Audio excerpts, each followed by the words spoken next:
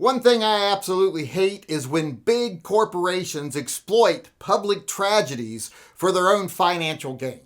And today I want to take a second and talk about whether or not that's what SIG Sauer is doing with their new Charlie Kirk commemoratives.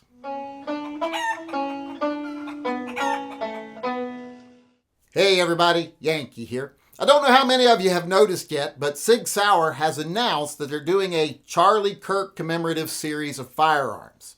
Now there's 3 firearms in this series. It's a full-size 1911 that they make.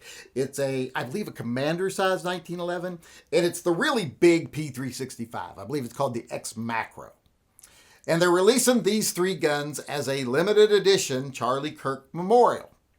And someone sent me an email, and someone also asked me in the live chat, what I felt about this. Did I think this was SIG Sauer exploiting a tragedy, the assassination of Charlie Kirk, for profit? And I'm going to say yes and no. First off, let's deal with the no. I don't think this is really a ripoff or an exploitation of Charlie Kirk because, let's face it, the guns don't say Charlie Kirk on them anywhere. They don't have his image on it. They don't have his name on it, nothing. They're just white slides with black frames and the word freedom on one side, and they got a little flag on there. They're just like a special edition. The slide, like I said, is white. I don't know if there's a significance to that color or not, but that's what they're doing. It's kind of odd to me, black and white pistol. I don't know, maybe they're saying the topic is black and white. I don't know what they're doing, but that's what they're making. They're not using his likeness on it. They're not making it a special commemorative. It doesn't have his signature engraved on it. So, they're not really exploiting Charlie Kirk.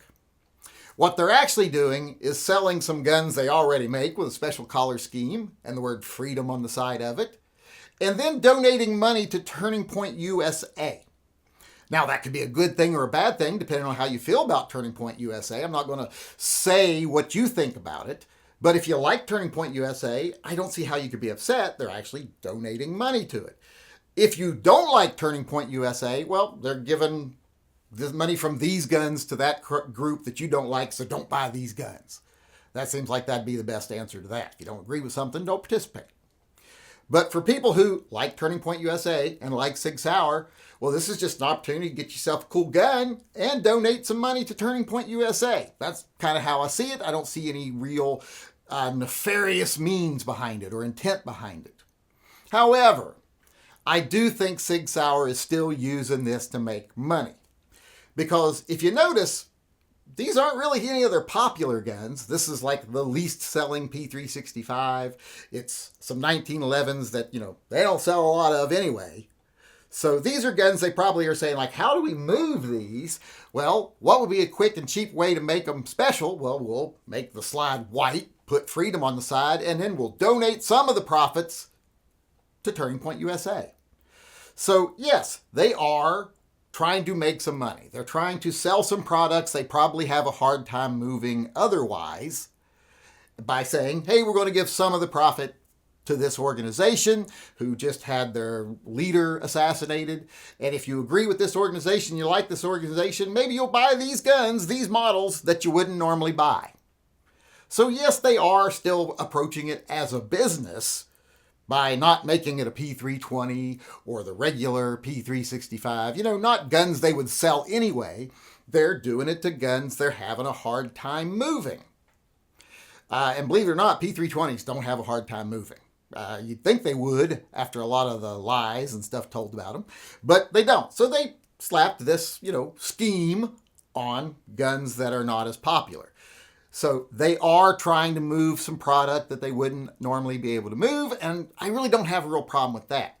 Because like I said, the way they're doing it, the way they're donating money to the Turning Point organization and not really exploiting his face or his signature or any of that stuff, they're just saying, hey, if you buy this uniquely colored gun with freedom on the side of it, we will donate some money to this organization. And if you like the organization, maybe you were looking for a 1911 and SIG wasn't, registering with you. That wasn't something you were even considering. Now you might say, yeah, maybe I'll get a 1911 from SIG, so $50 will go to Turning Point.